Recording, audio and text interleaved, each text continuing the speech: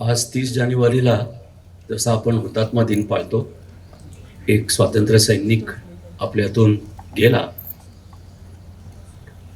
तसा एक विद्यापीठाचा कुलपती सुद्धा गेला. 1920 साली गांधीजींनी अहमदाबाद इथं एक राष्ट्रीय विद्यापीठ स्थापन केलं होतं. आज ते गुजरात विद्यापीठ म्हणून अहमदाबादमध्ये प्रसिद्ध आहे. 100 वर्षांनी या इथल्या विद्यापीठाची स्थापना झाली. गांधीजी तहहयात त्या विद्यापीठाचे कुलपती होते.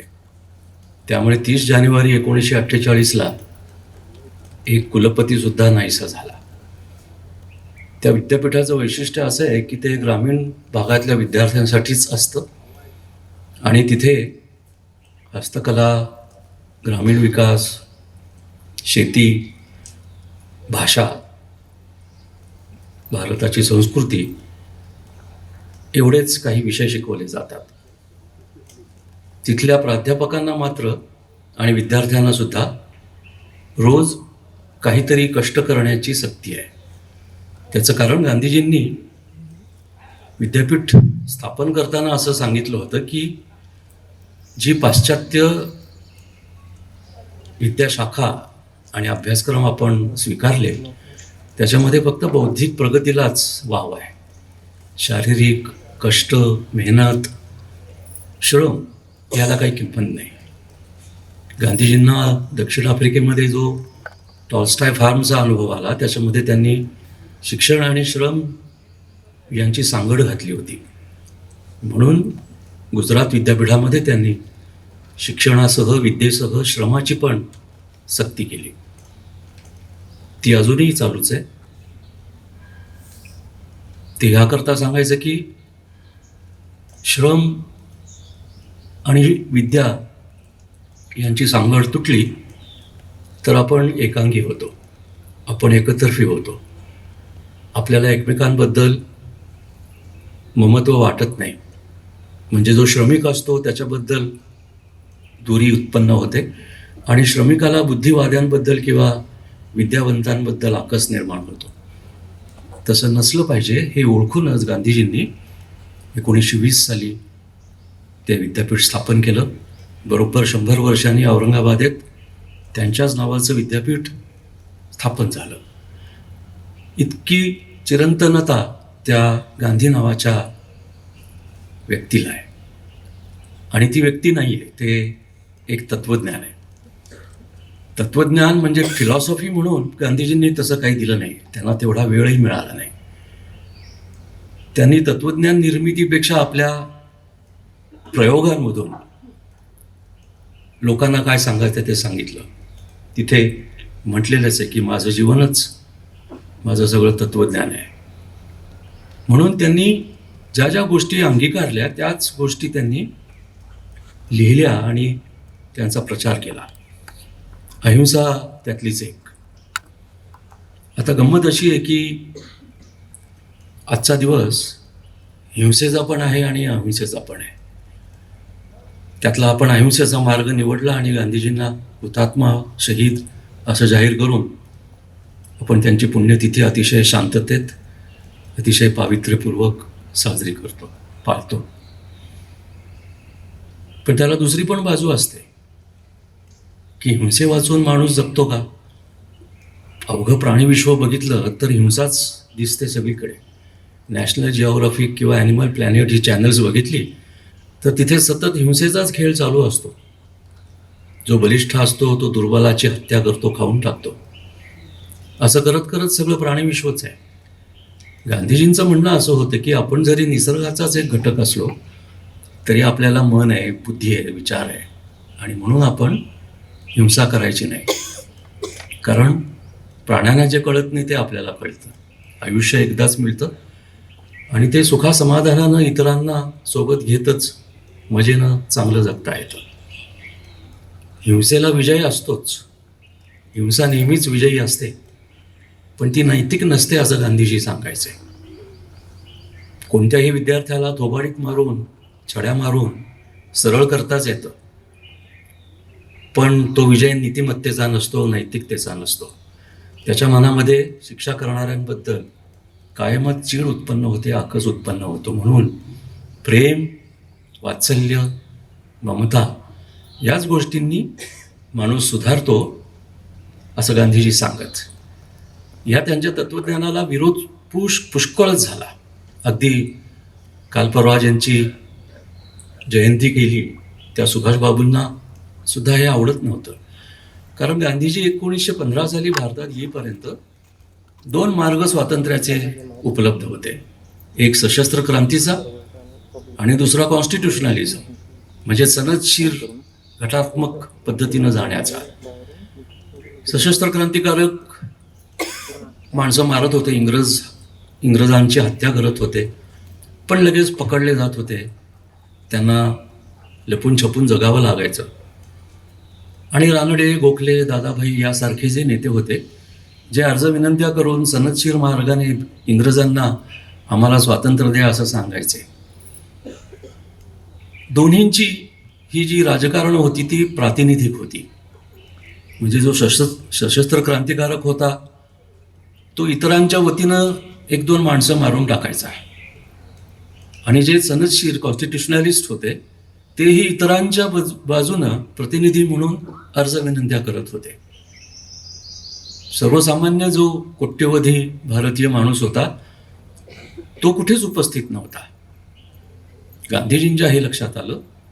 गोखल्यांनी त्यांना आधी भारत हिंडून फिरून बघायला सांगितला आणि 1920 साली गांधीजींनी असहकार, सिव्हिल डिसओबिडियन्स पाळायला सांगितला. आणि तिथे जवळपास प्रत्येक भारतीय माणूस या स्वातंत्र्याच्या मागणीसाठी प्रेरित झाला, तो सहभागी व्हायला लागला. म्हणजे माणूस मारून टाकण्याच्या आणि सनदशीर अर्ज विनंत्या करण्याच्या पद्धतीपेक्षा ही तिसरी पद्धत अधिक व्यापक होती, सामुदायिक होती, सर्वांना समजेल पटेल अशी होती, आणि ती खरोखरच प्रातिनिधिक होती. 1920 पासून बघा तुम्ही, जी असहकाराची चळवळ सुरू झाली ती कुठलीही संवादाची साधनं, संपर्काची साधनं नसताना पसरली. बहिष्कार सुरू झाला, असहकार सुरू झाला, अनेकांनी शिक्षण त्याग केला, अनेकांनी कामधंदे बंद केले, अनेकांनी इंग्रजांना जी काही मदत करत होते, व्यापार करत होते ते थांबवला. असं करता करता असहकार वाढला, असंतोष पण वाढला. आणि बरोबर 100 वर्षांपूर्वी, म्हणजे फेब्रुवारीच्या 12 तारखेला चौरी चौरामध्ये एक पोलीस ठाणंच जाळून टाकलं लोकांनी. त्याच्यामध्ये काही पोलीस जळून मेले. आणि 16 तारखेच्या यंग इंडियामध्ये गांधीजींनी एक अग्रलेख लिहिला की आता हे थांबवलं पाहिजे, कारण माझ्या हातून फार मोठी चूक झाली आहे. मी अहिंसेचा पुजारी असताना, मी अहिंसात्मक सगळी चळवळ व्हावी असं म्हणत असताना इथे भयंकर मोठी हिंसा झाली. आणि ताबडतोब मी असहकार आंदोलन, सिव्हिल डिसओबिडियन्स थांबवण्याचं आवाहन करतो. गांधीजींनी ते आंदोलन क्षणात गुंडाळून टाकलं. लोकांनाही माघार घ्यायला लावली. कारण अहिंसा की हिंसा या पेचामध्ये लोकांनी हिंसा स्वीकारली होती, आणि तेच गांधीजींना नामंजूर होतं. तेव्हापासून गांधीजींना कायमच त्यांच्या अहिंसेच्या तत्त्वज्ञानाविरुद्ध उत्तरं द्यावी लागली. गांधीजींचं हे पुस्तक 1909 साली प्रसिद्ध झालेलं हिंद स्वराज नावाचं, ते सगळ्या भाषांमध्ये भाषांतर केलेलं आहे. त्याच्यात 1908 साली इंग्लंडमध्ये, म्हणजे लंडनमध्ये, ते सर्व क्रांतिकारकांशी चर्चा करून जहाजानं परत असताना 1909 साली त्यांनी हे पुस्तक लिहिलं. ज्या क्रांतिकारकांची त्यांनी चर्चा केली त्याच्यामध्ये स्वातंत्र्यवीर सावरकर सुद्धा होते. आणि ह्या पुस्तकात त्यांनी सर्व प्रश्नांची उत्तरं दिलेली आहेत की मी अहिंसेचं तत्त्वज्ञान का मानतो.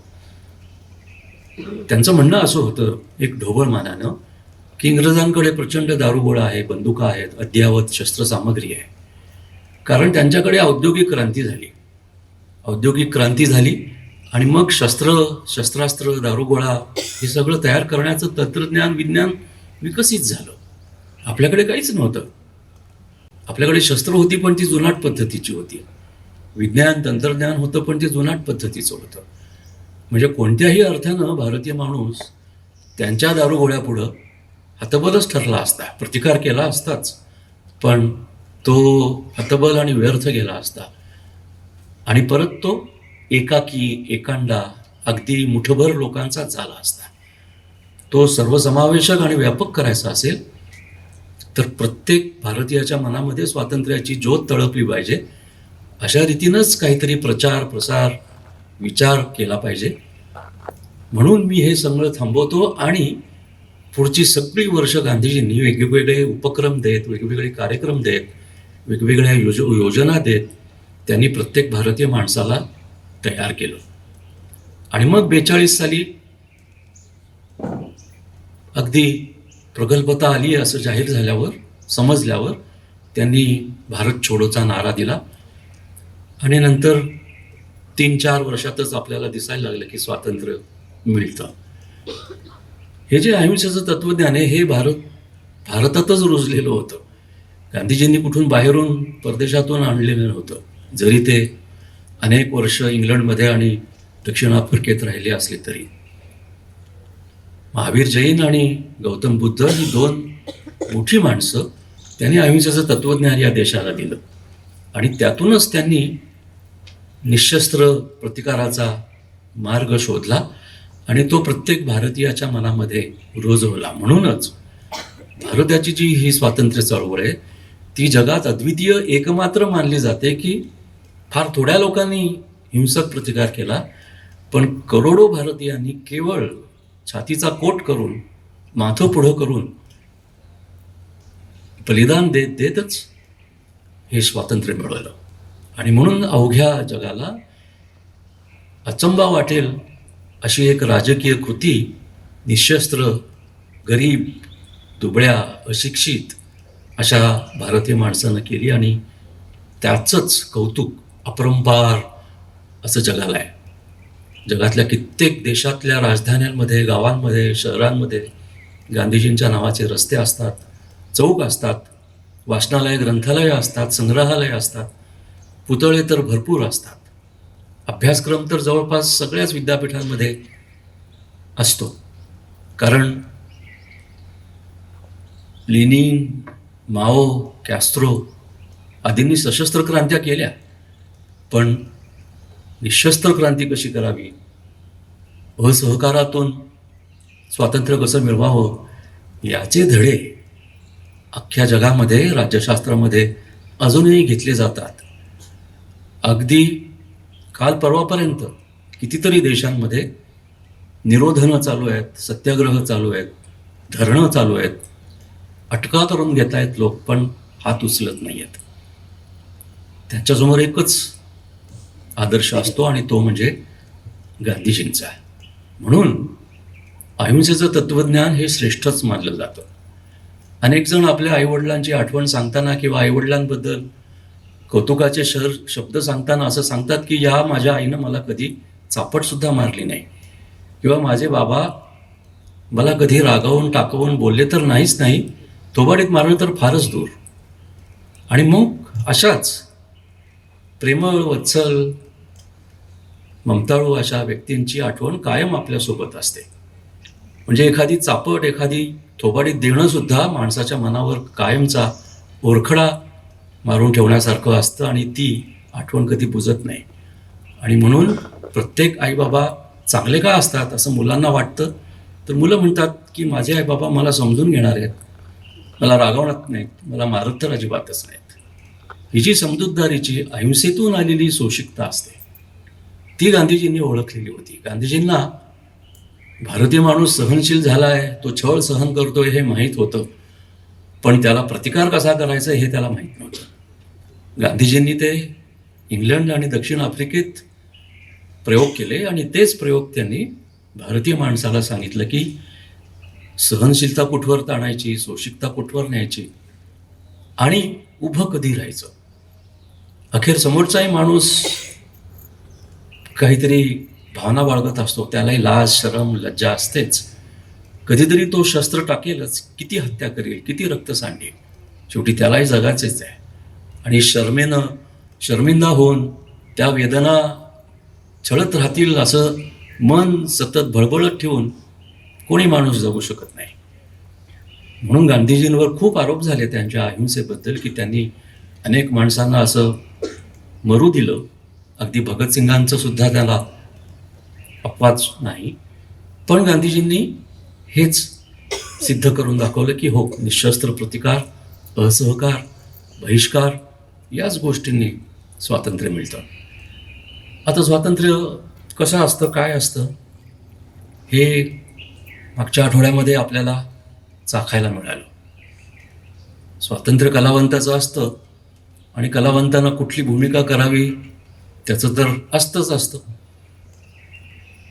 त्यामुळे एका राजकीय पक्षाच्या खासदारांना नथुरामाची भूमिका करणं हे कलावंताचं स्वातंत्र्य म्हणून मान्यच आहे. पण तो कलावंत आधी असतो की माणूस आधी असतो? तो कलावंत आधी असतो की नागरिक आधी असतो? आणि जर नागरिक असेल तर त्याला इतिहास, भूगोल, स्वातंत्र्य चळवळ, पक्ष, राजकारण, विचार, व्यक्तिमत्व या गोष्टी कळायलाच पाहिजेत. जे कलावंत आहेत ते तर डॉक्टर आहेत, MBBS शिकलेले आहेत, त्यांना या गोष्टी माहीतच असल्या पाहिजेत. म्हणून कलावंत सार्वभौम स्वतंत्र असतोच. कला सार्वभौम स्वतंत्र असावीच. कोणतीही सत्ता, कोणताही राजकीय पक्ष तिला अटकाव करू शकत नाही. पण म्हणून कला ही मानवतेच्या वर कधीच नसते. त्याचं एक उदाहरण मी जाता जाता असं देतो. अनिल वचट नुकतेच आपल्यातून गेले. फार मोठे पत्रकार, कार्यकर्ते, समाजसेवक असे होते. 1977 साली त्यांनी अखिल भारतीय मराठी साहित्य संमेलनाचे अध्यक्ष म्हणून निवडले गेलेले पुभा भावे यांची एक मुलाखत घेतली होती. पुभा भावे विचारानं हिंदुत्ववादी होते, सावरकरवादी होते, त्याच्याबद्दल काही कोणाला आक्षेप नाही. पण त्यांनी त्या मुलाखतीमध्ये हिंसेचं समर्थन केलं होतं, हिटलर, नाझी यांचं समर्थन केलं होतं, नथुराम गोडसेच्या कृत्याचं समर्थन केलं होतं. एवढंच नाही, चातुर्वर्ण्य आणि जातीव्यवस्था यांचंही समर्थन केलं होतं. स्त्रियांबद्दल सुद्धा त्यांनी जी परंपरागत मूल्य असतात, तत्त्व असतात, तीच मांडली होती. ती मुलाखत प्रसिद्ध झाली आणि 1977 सालचं पुण्यात होणारं ते अखिल भारतीय मराठी साहित्य संमेलन उधळलं गेलं. कारण असा जीर्ण मतवादी सनातनी विचारांचा अध्यक्ष मराठी साहित्याला शोभत नाही असं उधळणारे लोक म्हणाले. 77 साली हे सगळं कांड झालं. अवचटांच्या त्या मुलाखतीसकट बाकीचे पण लेख असलेलं एक पुस्तक हे 2012 साली प्रसिद्ध झालं. त्याच्यात 77 आणि आसपासच्याच काही लेखांचा संग्रह आहे. 35 वर्षांनी अनिल अवचटांना या प्रकाशकाने गाठलं आणि सांगितलं की हे पुस्तक आणि तुमचा लेख छापतोच आहोत, आता तुम्हाला काय वाटतंय त्याच्याबद्दल ते पण तुम्ही सांगा. या पुस्तकामध्ये ती पुभा भावेंची तर मुलाखत आहेच आहे, पण आता त्याच्याबद्दल काय वाटतंय ते 35 वर्षांनी अनिल अवचटांनी असं सांगितलं. मी तुम्हाला वाचून दाखवतो. आता ही मुलाखत वाचली तेव्हा संमेलनाची आठवण पुसट झाली आणि पुढे आली भाव्यांची पते. गांधीजींच्या खुनाबद्दल त्यांचे म्हणणे होते की it was a political killing. पण त्यामुळे मनात प्रश्न येतो की पॉलिटिकल असले की किलिंग समर्थीने होते का? नथुरामचं आणि गांधींचं काही वैयक्तिक भांडण नव्हतं, किंवा त्याला त्यांचं घड्याळ चोरायचं नव्हतं, किंवा तो किडामुंगीलाही न मारणारा होता. अशा एक एक वाक्यानं मी खचत गेलो. मी गांधींना ठार मारण्याची समर्थनं होऊ शकतात? मग माणुसकीचा पायाच ढासळला की. आणि तसा पाया नसेल तर साहित्य कसं लिहिलं जाऊ शकतं? मला खरंच सांगतो, हे कोडं पडलंय. माणुसकी आणि कला वेगळी काढता येते का? शेवटी एक मत झालं की कला निष्पन्न होवो ना होवो, जगण्याला माणुसकीचा पाया असायलाच हवा. कला, साहित्य या सगळ्यांचं स्थान त्याच्यानंतर. अनिल अवचटांनी 35 वर्षांनी हे असं सांगितलं की माणूस मारून टाकणं हे काय उत्तर असू शकतं का? आणि माणूस मारून टाकायचा अधिकार कोणी कोणाला दिला? घेतला कोणी? का घेतला? हा आपण विचार केला पाहिजे. म्हणून माणूस मारण्याची कृती जरी कलाविष्काराचं अंग बनलं तरी त्याच्यामध्ये सारासार विवेक करायचाच असतो. माणूस मारण्याचं समर्थन कसं काय होऊ शकतं? सगळं स्वातंत्र्यसुद्धा कुठवर असतं, कशासाठी असतं, हेही प्रत्येकानं समजून घेतलं पाहिजे. हेच गांधीजींच्या आजच्या हुतात्मा दिनानिमित्त आपण समजून घेतलं पाहिजे.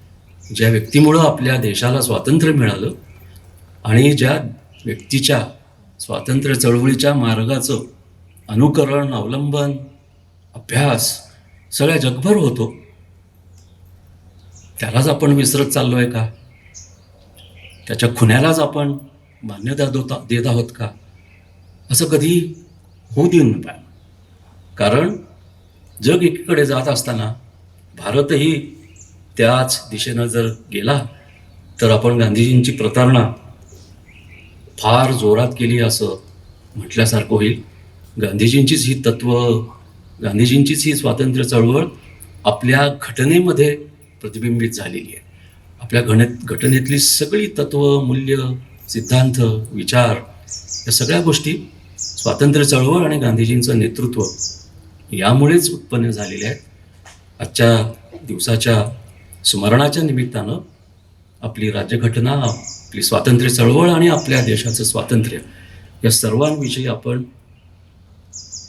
चिरंतन ऋणी राहू आणि ते ऋणी राहण्यासाठी आपण कायम त्याचं संरक्षण करत राहू अशी प्रतिज्ञा आपण इथे घेतली पाहिजे. नमस्कार.